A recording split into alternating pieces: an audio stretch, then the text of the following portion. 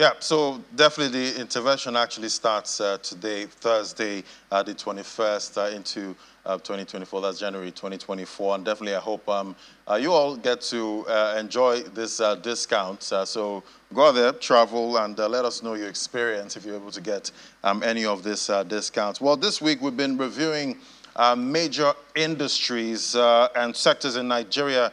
And from the discussion so far, we've seen that the poultry industry and baking industry have been hit hard by the volatility that we see in the FX market. We've had two guests this week from their associations painting a picture of how hard it is for these sectors and the players in that market to actually function and get us cheap bread, at this time, and also cheap eggs, going forward. So today we're going to be reviewing the banking sector in 2023 and get an outlook for 2024. Joining us for this conversation now is Olumide Sole, Sub-Saharan Africa Banking Research Analyst at Vetiva Research. Great to have you on the show. Good morning. Good morning.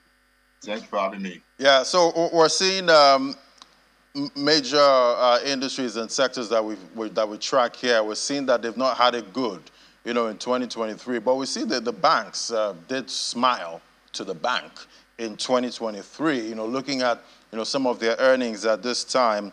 And we know you recently released a full-year Sub-Saharan Africa Banking Outlook report. Give us some of the major highlights from the report.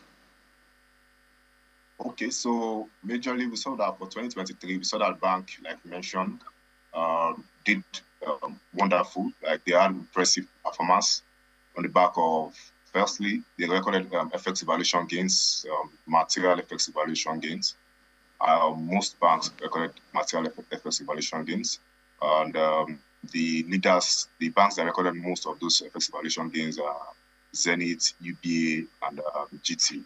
Recorded about more than 300 billion FX evaluation gains. So that helped to increase their bottom line and even their top line. Also, we also saw that interest income also came in at a very, very recorded significant gains also. As we saw that the loan book of most of our banks were increased, and even the asset size also, which also increased the asset size. So as a result of that, we saw interest income increase for majority of our coverage banks, that's for Nigerian banks. And that's helped to strengthen their bottom line. And looking at, we also saw that the non-performing loans also moderated slightly despite the tough macroeconomic environment. And this is not the major driver for this is that we saw that Nigerian banks are risk averse. That is, their risk appetite is very, very low or very, very conservative. And we measured this using their LDR ratio. We saw that most of the Nigeria banks' LDR ratio is below the minimum requirement of 65% required of by the CBN. So we saw that most of them were around 40 to 45%. That shows that Nigerian banks are not giving out loans as they ought to. So.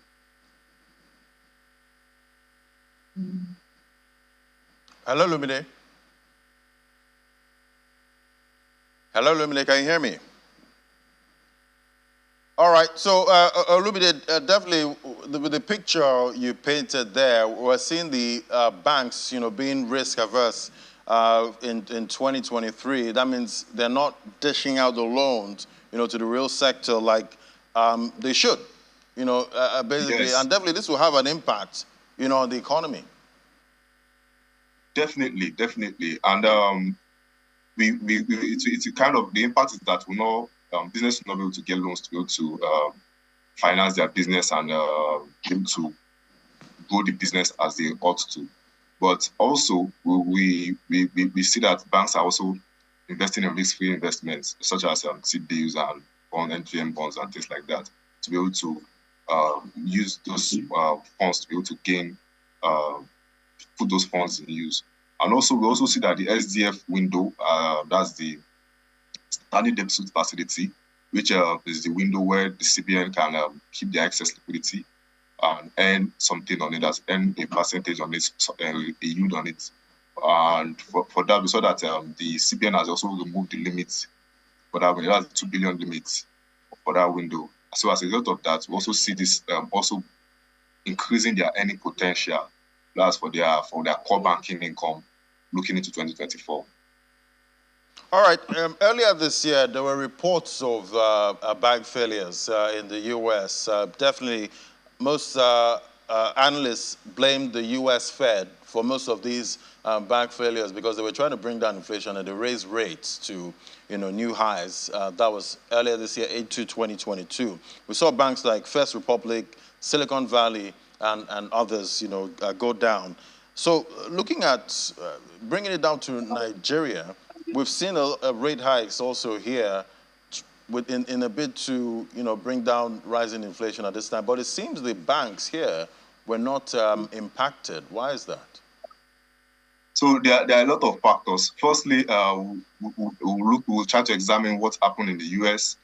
Firstly, for the regional banks that failed in the U.S., their risk management procedure was more aggressive compared to like Nigerian banks, which I mentioned that is conservative. For instance, now we saw that for that's the Silicon Valley and the likes that failed in the US. Some of them were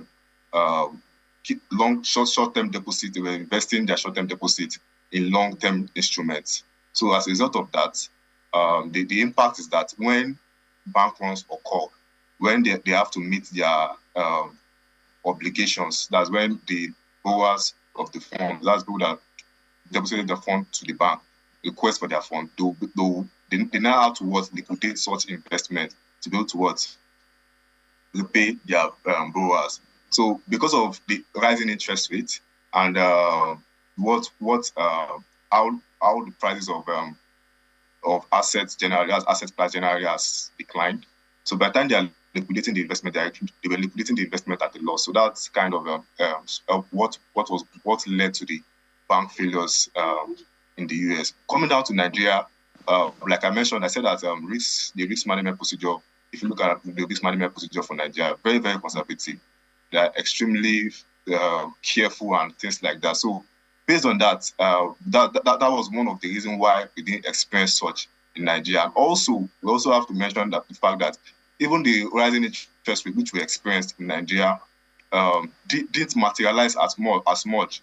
As you can see that even the asset yield of the bank, they didn't rise to about 18%. And what this simply means is that the rates the banks were giving out loans didn't rise to about 18.75% that the CBN raised the MPR to due to the transmission mechanism that was broken. So based on that's another factor that also helped that Nigerian banks didn't experience such kind of fallout that we saw in the US. Yeah, and definitely we're still tracking how they perform going into 2024. But digging deep into the balance sheets, of most of these banks, we know, most of the earnings we see there and how big, they got due to the FX revaluation gains, that we saw due to the managed floats there. We see the Naira actually getting as low as 800 in the official window and even touching that 1,000 level. Looking at the growth in EPS, is it reflective of the core performance of these banks? Yes. It's we can see that for instance now for the balance sheet growth, it was majorly based on the translation effect. That is, the banks have to report in Naira and they also have foreign currency. That's the asset and liabilities in foreign currency. So because of the devaluation, initially they were reporting at 450 Naira per dollar. Now because of the devaluation, they're now reporting at around 700 to 800 levels per Naira. So as a result of that, when they do the translation at the 800 levels, the balance sheet size increased. So as a result of that, we expect this to also impact their earnings, their EPS, because those assets are interest generating and they generate economic values to the bank. So as a result of that, if the asset size increase, definitely their earnings also increase. So we expect this to trickle down to their earnings, like we have been seeing in 2023. We expect this to continue to 2024 for these banks EPS generally. All right.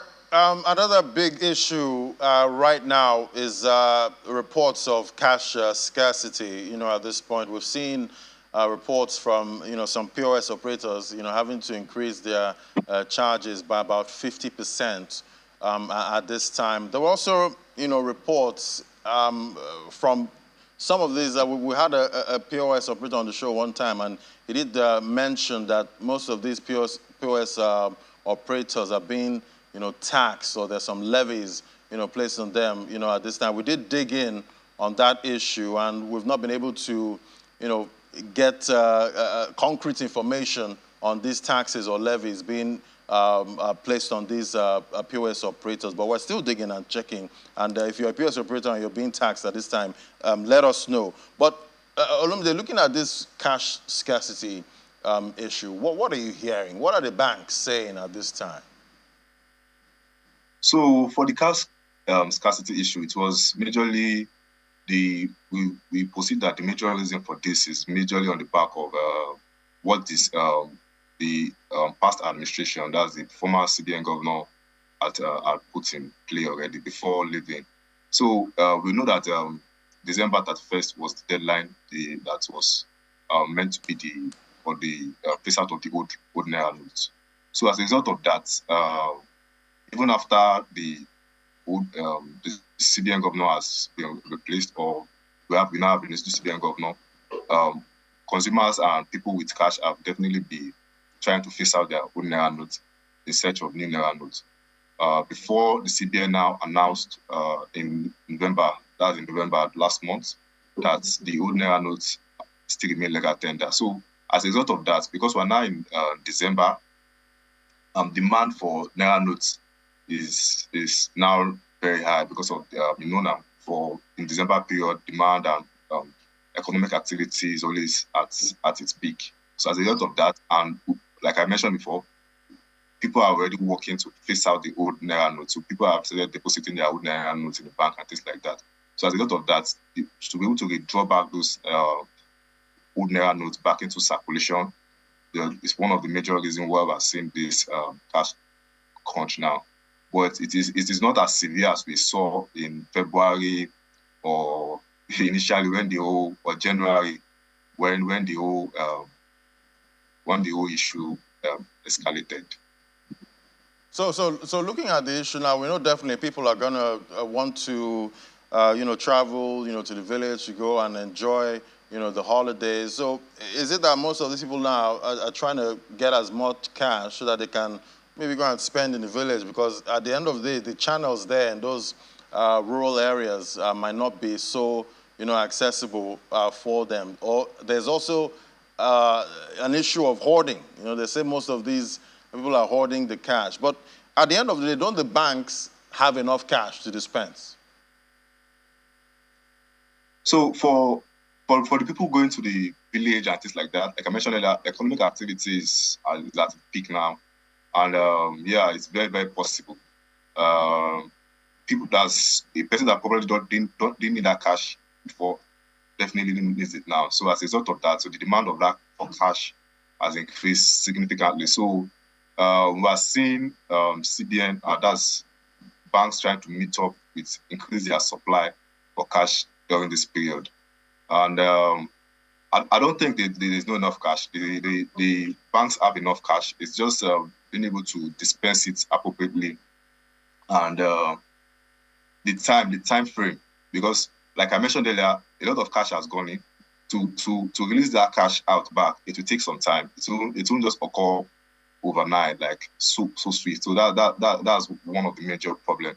So to bring out those cash back out to this circulation is one of this. But like I mentioned earlier, also the problem is not as severe as we experienced in January or even last year, December, when the phase out of the old naira notes officially began.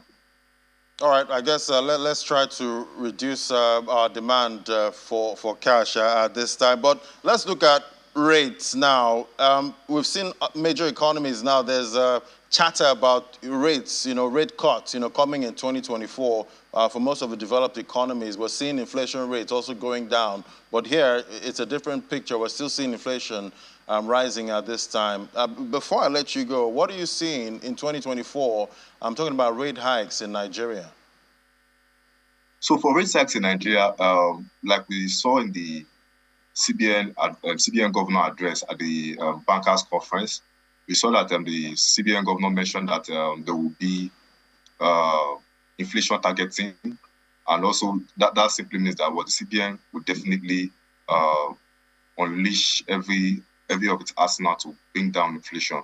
And like you mentioned now that inflation is on the rise, yes, in Nigeria. So those for other economies that we're seeing that we are forecasting that we'll see rate cuts is because inflation is moderating in those economies. But here, inflation is accelerating. So we don't see any rate cuts for now for Nigeria, at least looking into next, that's H1 2024.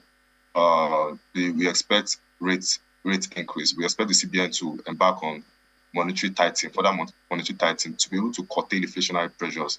For inflation data that came out in November, we saw that inflation was up to about 29%, and we even expect it to be higher for December. So definitely, the CBN has to unleash every of its power or mercenaries within its control to be able to bring down inflation to a very bearable state.